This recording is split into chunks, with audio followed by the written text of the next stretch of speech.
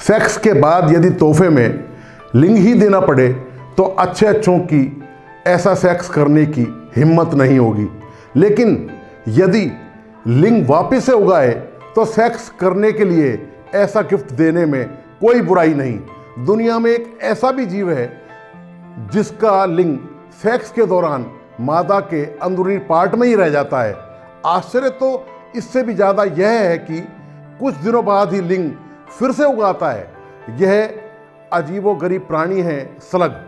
Slug में मादा व नर दोनों के गुण होते हैं। सेक्स से पहले ये जोश में भरकर एक दूसरे को काटते हैं, कई घंटों तक एक दूसरे को उत्तेजित करते हैं, फिर अचानक ही तेजी से सेक्स करते हैं।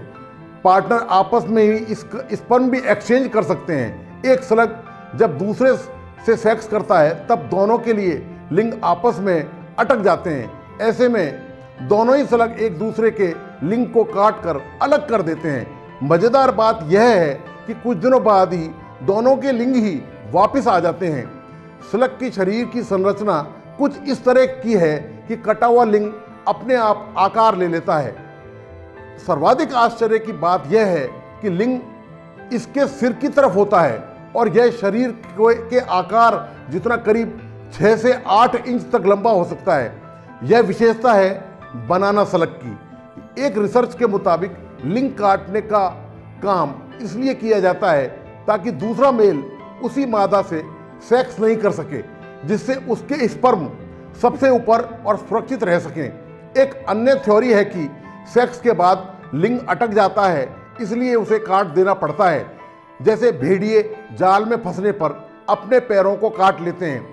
इसके आगे 2 टेंटिकल्स आसपास के वातावरण का जायजा लेते हैं। इसके ऊपर लगे 2 टेंटिकल्स प्रकाश की स्थिति का जायजा लेते हैं। वे टेंटिकल्स खींचकर लंबे भी हो सकते हैं। टेंटिकल्स को कोई नुकसान होने पर ये फिर से उगाते हैं।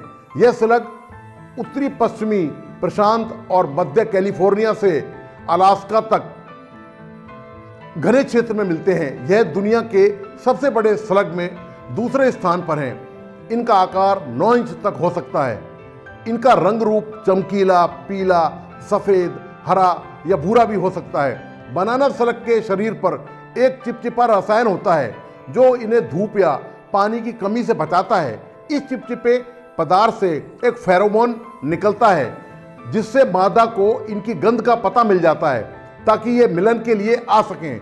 इन्हें ज़्यादा खतरा छिपकली जैसे सैलामेंडर और गार्टर सांप से होता है जो कि इनका शिकार करते हैं। हालांकि इन्हें मुंह में लेने पर शिकारी का मुंह कसेला हो जाता है, इसलिए ज़्यादातर शिकारियों से ये बचे रहते हैं। बनाना स्लग को शिकार बनाने के लिए भी शिकारियों ने एक खास तरकीब ईजाद कर रखी है।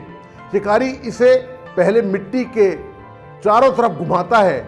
इससे स्लग के शरीर पर लगा चिपचिपा पदार्थ छूट जाता है और फिर वो इसे खा जाते हैं। बनाना स्लग अपने एक पैर पर चिपचिपे पदार्थ की सहायता से धीरे धीरे रेंगता है।